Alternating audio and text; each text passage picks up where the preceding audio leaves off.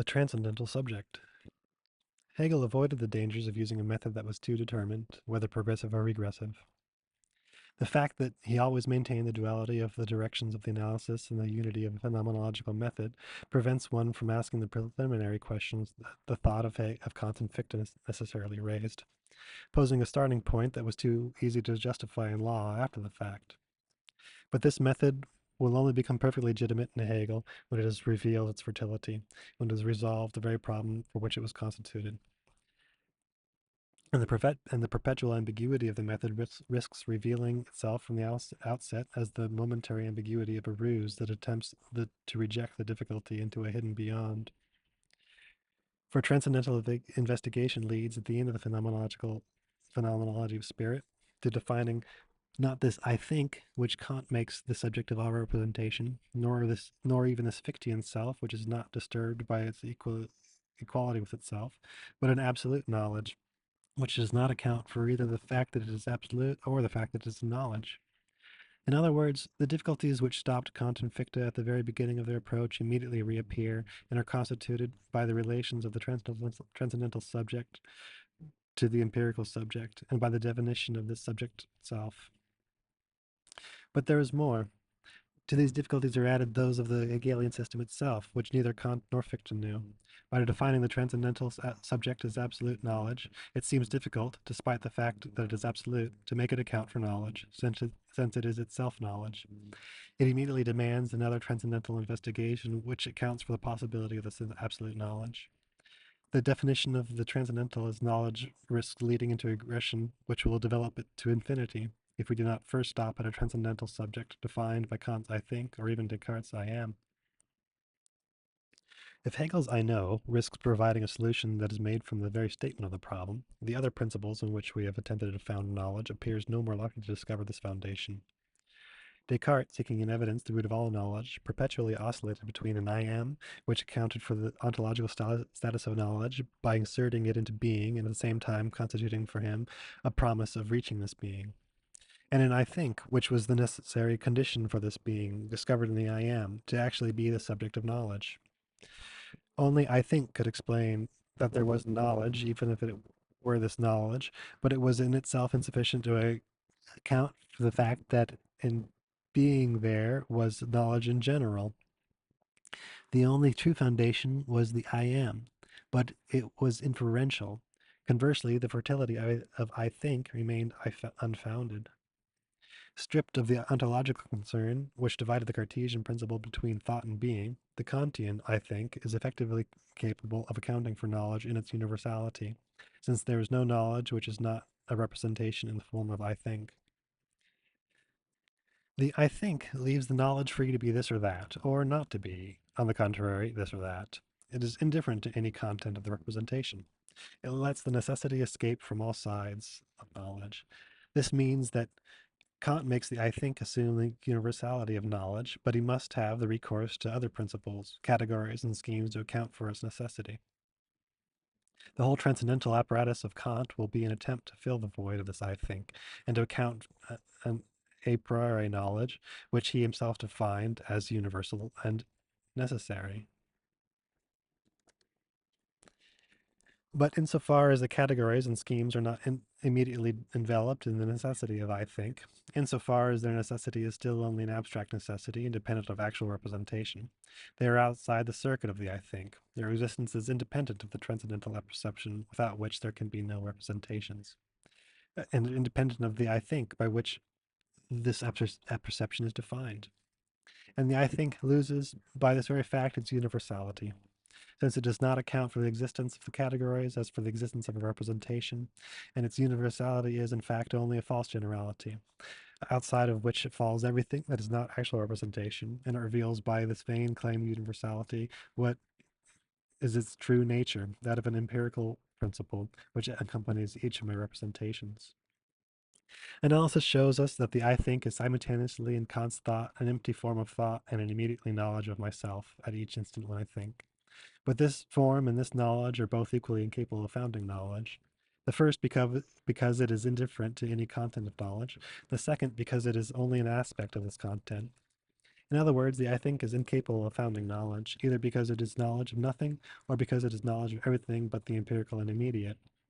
If it is inferential, it is because it is too close or too far from knowledge, but it is not knowledge, but it is not because it is knowledge. As it was in the nature of the I am to refer to an I think, it is in the nature of this I think to refer to an I know.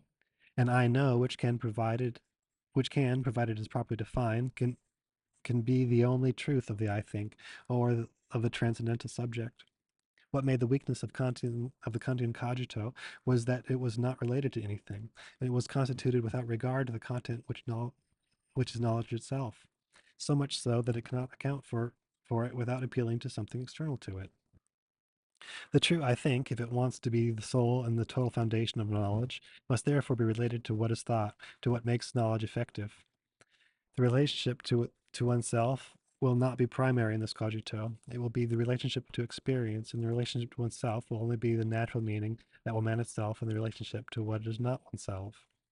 Now, this relationship to the content of knowledge, this relationship to experience, which founds knowledge, cannot be conceived on any other type than knowledge itself, since every relationship of consciousness to its content is the relationship of the knower to the known. Insofar as the fundamental principle must be the relationship, it must be that by that very fact to be knowledge, knowledge that founds all other knowledge. Kant, who defines the transcendental subject as a synthetic form without relation to the content of experience, and Husserl, who defines it as a virtual relation to this content, and between them, Hegel characterized it as an actual relation. Far from being a tautology, the definition of the foundation of knowledge by I know is the only way to give a transcendental reality and meaning to Kant's I think. Once this principal solution has been delimited and detached from the substance of the Kantian transcendental, we must still give it a positive content and show how I know can effectively found all knowledge. Constitutive knowledge only appears as such if it began by differentiating itself from constituted knowledge, from all the forms perpetually disappearing of the unity of knowledge and being. And this means that it will bring together the two moments that Kant's I think had been forced to dissociate, that of universality and that of necessity. He will therefore not be able to accept as constitutive principles like the category, which quickly reveal itself as an empirical principle extrapolated into a constituent principle. Unity of thought and being, it appears as the supreme moment where pure consciousness finds its universality, as the reconciliation where consciousness will finally find its happiness. It is the realization of the universal in the particular. But it is only through an illusion that consciousness thinks it has arrived at substance, because this unity of thought and being is nothing other than the discovery of reason during its observation of the world. It is because it has learned or prescribed laws that these laws for reason and the very laws of thought. This unity is nothing other than unity for consciousness. This unity is in itself only an essence, which has not reached itself consciousness, that is, say, substance. From the transcendental subject, Hegel therefore banishes everything which can appear as element constituted in advance, and everything which is contained in knowledge, and not simply knowledge as relationship. If all determination as such disappears from absolute knowledge insofar as it is a transcendental principle, this extreme impoverishment risks making the transcendental subject a pure point immediately, and it corresponds to an enrichment which is correlative to it, to the extent that knowledge is detached like contingent moments, like the different unities, where this knowledge almost for an instant was taken as the extreme reality that it could reach. These detached moments find themselves replaced in the total content. At the same time, they are born for consciousness, the consciousness of finding oneself in them. The category, the principle me equals me, they reveal themselves as inadequate to their claim to be the constituent principles of experience. But this revelation manifests at the same time that they were only the moments of consciousness, that in becoming conscious of them, it was of itself that consciousness became conscious. In the transcendental environment, where Kant had juxtaposed with, I think, the determinations of empirical origin such as categories, Hegel operates a dissociation. He returns all determinations to their origin, and he makes them particular and momentary contents of consciousness. He returns them to the side of the constituted. But in Hegel, this purification has the immediate reverse, that self-consciousness manifests itself as the truth of these constituted elements, as that into which they are resolved at the end of analysis. This self-consciousness, therefore, has the character of being the negation, the negative activity by which the content of knowledge reveals itself other than what it claimed to be, the mediation by which the immediate truth is reversed into a truth mediate which is opposite. This mediation and this negativity imply that self-awareness is always in reference to someone other than itself, in relation to whom this activity and mediation will have meaning. If it is true that the figure of self-consciousness lie behind self-consciousness and buried in oblivion, reduced to nothing more than transparent moments, it nonetheless remains that this advent of clear consciousness of oneself can only be achieved if it is first of all consciousness of another. If even after having returned to oneself, then it remains conscious of this other as ultimately being other, being only oneself, the world refers to self-consciousness as that which is its truth, and as that which, as truth, always has reference to it. But we have only reached until now self-consciousness as a necessary structure of all experience, but universality still eludes it, since it is, in short, only an experience called to succeed another experience, but without it having any other meaning than being the necessary destiny of all knowledge in the world. So it is the truth of all my experiences, but it has not yet acquired this universality which will make it the truth of the entire experience, of the totality of knowledge. But self consciousness, because it is negativity and mediation, is conscious of each particular moment as being enclosed in this particularity, so that the singularity of this experience will be transformed by this mediation into a universal knowledge of the singularity as such. The negation of each figure will be the negation of its particularity, and the truth will become the universal truth. The recognition of oneself and the other will be knowledge in its universality. With it will be the possibility of knowing everything, ether as such, which will be the foundation and ground of science. Because it is raised to universality, the knowledge of oneself in each of the experiences becomes the knowledge of oneself in the totality of the world. That is to say, that this universality takes on a double aspect. It is both the universality of the world, which manifests itself when each experience is referred to it as a pure and simple moment, and also the universality of the self, which is revealed when the consciousness of a particular moment becomes self-consciousness, even as the total truth of particular moments. There is therefore a perpetual passage from the particular to the universal, and it is at the moment of extreme particularity that the universality of which it is the truth bursts forth. The self, which is, first of all, determined to the exclusion of all others, and immediately mediated in a suppressed and universal self. Consciousness of the world as well as of oneself. This is the content that Hegel gave to the I know as a transcendental principle. Respecting better than Kant himself the criteria of universality and necessity that the I think failed to bring together, he found the principle of their unity in the relationship to the world. It is this awareness of the world as well as of oneself which can both account in a necessary way for the content of each experience and establish the universality of the relationship of consciousness with the world.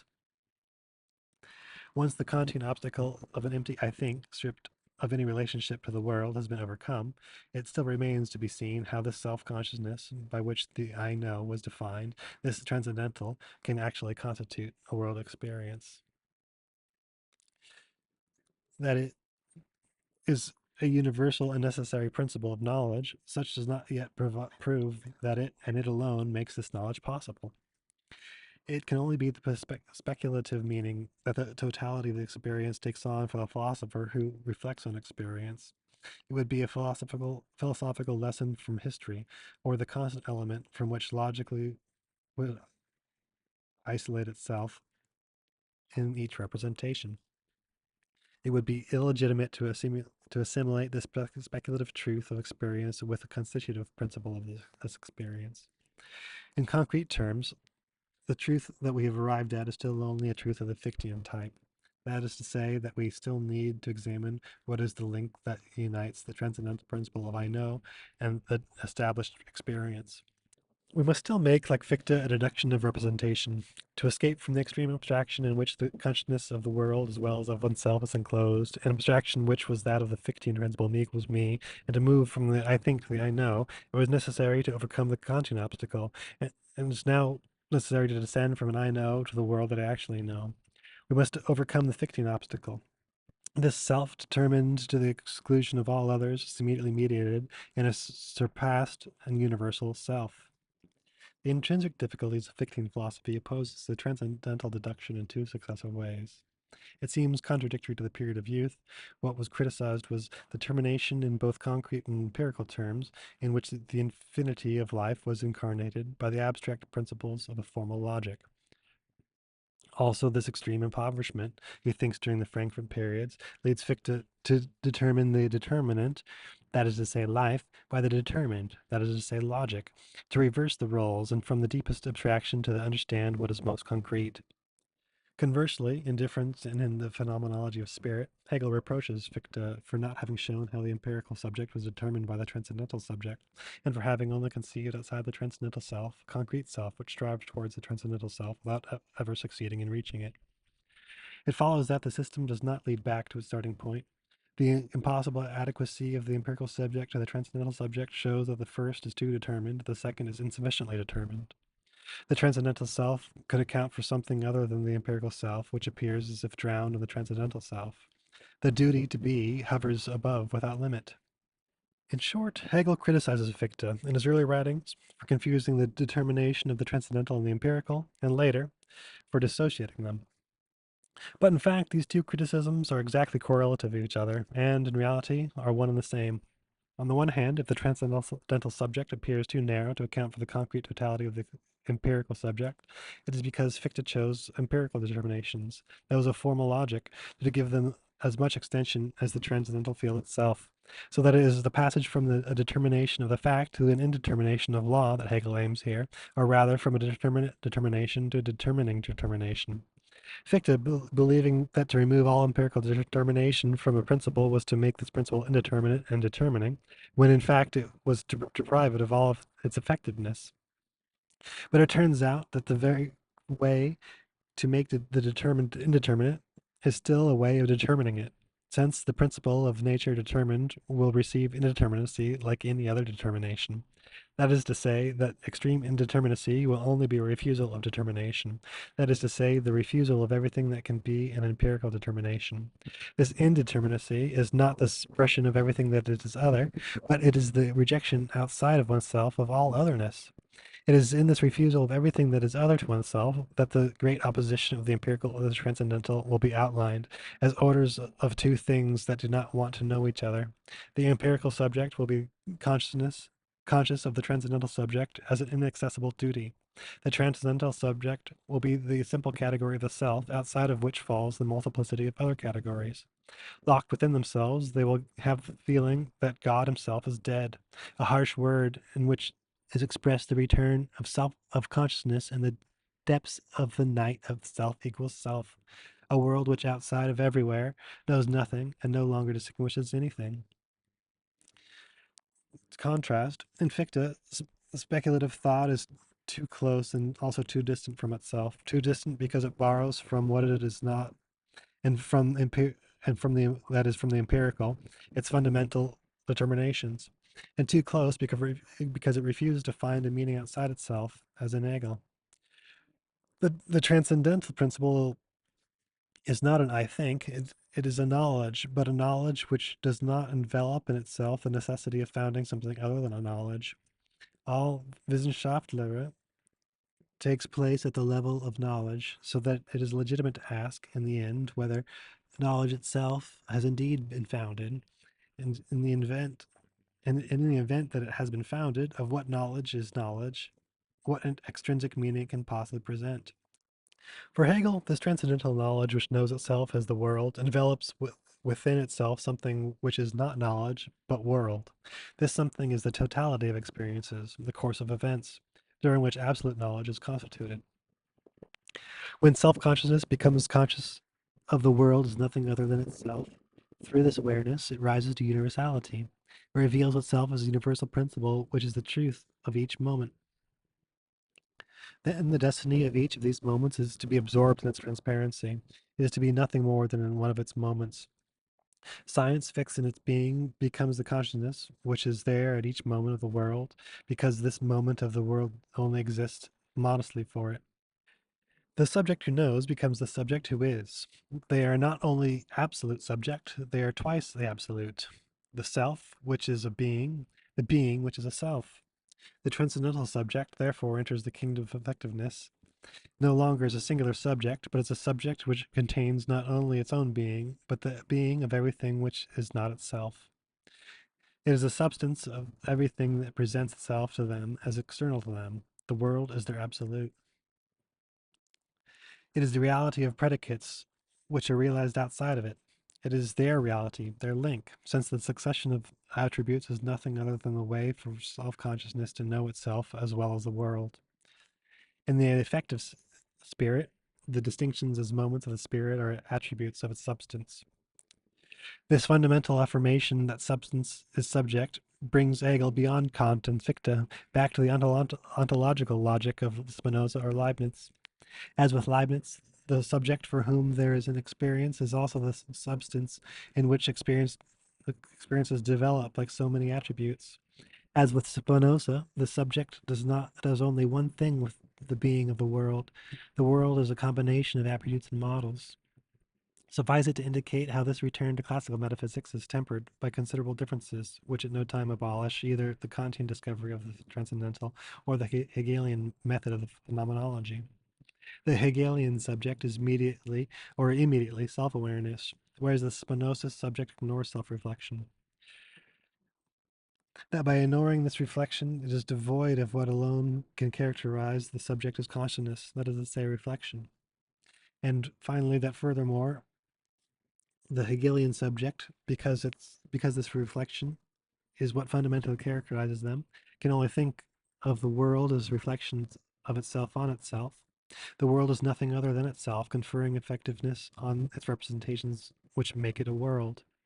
In the Leibnizian monad, this autonomy has been alienated, and the effectiveness of the world is the expression of a harmony which surpasses consciousness and even the consciousness which constitutes the world.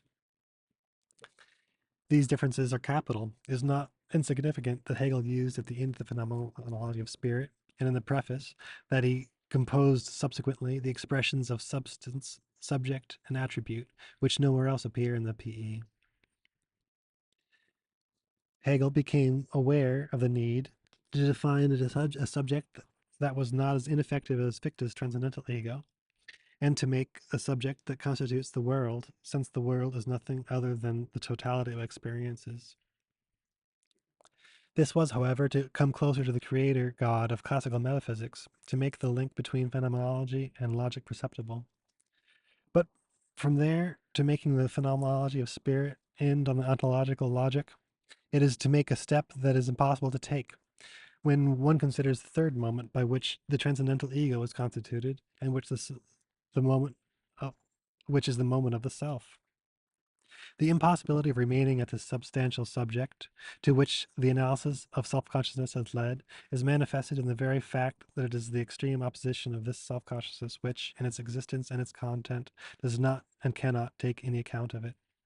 A substance of the Spinozist type is absolutely indifferent to the fact of being a knowledge and to the fact that there is a knowledge that knows it, since it immediately possesses its being and no step is necessary to make it join it. Knowledge is what is most essential for it, to such a point that to account for knowledge or the absence of knowledge, one must appeal not only to the subject itself, to the substance, but also to an attribute, thought. The substance, it does not therefore refer to a subject who expresses themselves in an I know, but it is in itself an immediate absence of knowledge. And if we still have to admit knowledge in order to be able to think of this substance as an absence of knowledge, it is to a knowledge which is external to it that we must appeal. It must be in reference to something which is not it, and in relation to which it will be exteriority. The very fact of being substance will only have meaning for what it is not substance. It will be substance for another. That is to say, by losing the substantial and fundamental self-consciousness which characterizes the subject, it even loses that essentiality which prevented it from being subject. There remains in place of substance only the lifeless object of the same posed as substance. The Hegelian subject escapes these dangers because instead of being primitively substance, it attains that substantiality which makes it immediately to itself only because it is essentially self-consciousness, and as consciousness of the world, it is still self-consciousness. It is a substantiality entirely determined by the fact of being self-consciousness. It is therefore not essential for it either to be knowledge or to be known, since it defines itself, on the contrary, as that which is knowledge known, knowledge that is consciousness of itself as knowledge. But it is a question of knowing whether in becoming constitutive of the world of experiences, this knowledge does not lose itself as a subject, whether it does not become an anonymous knowledge that never has reference to an ego, that is, a knowing and constituting ego. The danger is, in short, that knowledge becomes substance, but without attaining the being of the Spinoza's substance, and by losing the absolute character of the fictine ego. And then all of the phenomenology of spirit would fall into the worst idealisms, which makes of the world a thought without a thinking subject, which expresses itself in a conceptualism in which the conceiving subject is forgotten. The transcendental ego is not attained immediately in Hegel, either as a first principle or as that to which the analysis of all concrete experience refers. What is revealed in the course of experience is not the ego properly speaking, it is the subject who is self-conscious and who, as such, has the form of identity with himself which characterizes the ego. But to the extent that it is not yet knowledge of this knowledge, which knows all this experience as knowledge, this adequacy to itself is not yet perfect. It is only a spontaneous adequacy which must become conscious of itself and of all things as this adequacy. This form of the ego, which has not yet attained the absolute content of the ego, is what Hegel calls the immediately isolating self, or singular self, to which the object objects itself. With a singular self, to the extent that it is only the form of the self without its content, to the extent that it is already the still unsatisfied adequacy of the self, and to the extent that it is perpetual possibility of becoming the universal self, the universal self knows that the object of the singular self is still nothing other than the self itself. It is in this passage from self-consciousness to self-consciousness of a world that the self is transformed into the universal self, that they become equal to each other. This equality is no longer the immediate equality of fictus me equal me. Rather, it is an equality which an entire culture is summed up and completed. It immediately reveals itself to be nothing other than the self, because it is an equality in which each of the terms is understood as the moment in its equality with the other. The self is the form of self-consciousness by which there is always the possibility for self-consciousness to know itself in its being true. The self is self-consciousness in its transcendental form. That is to say, it is the transcendental reflection of consciousness on itself. It is in itself and for itself a reflection on itself and a relationship to itself. It is therefore the absolute subject, the self. The transcendental self is the equality of the self with itself, not the self purely and simply. The transcendental self is defined by relationship, but it is not itself the term of this relationship. To the extent that one is an absolute subject, one cannot enter into any relationship, but this relationship oneself, by which Fichte defined the ego, is that in which every relationship has meaning. But the self appears at least as a relation to this equality, which is the equality of the self in itself. It is equal to this equality. To use a notion that Hegel would perhaps not have refused, we can write me equals, parentheses, self equals self. It is then legitimate to wonder if we cannot write that me equals self, if the me is not the term of a relationship, which can only be understood in a higher principle. In fact, the two objections which are absolutely valid lose their value as objections to the extent that the transcendental subject is expressed according to Hegel in knowledge, to the extent that it is expressed in I know. There is only knowledge possible in a relationship, and the knowledge of the transcendental subject is a relationship. It is a relationship of equality to oneself, but it is also an equality perpetually compromised, because it can only be achieved through a whole history which founds it. The self is therefore always subject to the possibility of becoming one of the terms of the relationship again, and of seeing inequality arise within itself. But but The transcendental self is therefore not the necessary and stable requisite of all experience. Granted, all experience is only possible through it, but it is also at the end of experience what is least stable in a consciousness. The definition of the transcendental self comprises three moments. The first consists in the substitution of an I know for the I think. The second discovers that this knowledge is both knowledge and the constitution of the world of experience. And finally, this constitutive principle is not an anonymous substance, but rather a self, which is never anything but a relationship to itself. Each of these three moments is defined dialectically in relation to the other attempts to discover the constitutive principle of experience. The I know is defined in relation to the content I think, which is like its empty and unreal form. The subject is defined as an effective subject in opposition to fictive self, which is only a logical requisite. The substance reveals itself as a self by escaping the Spinoza's temptation to drown the subject in being.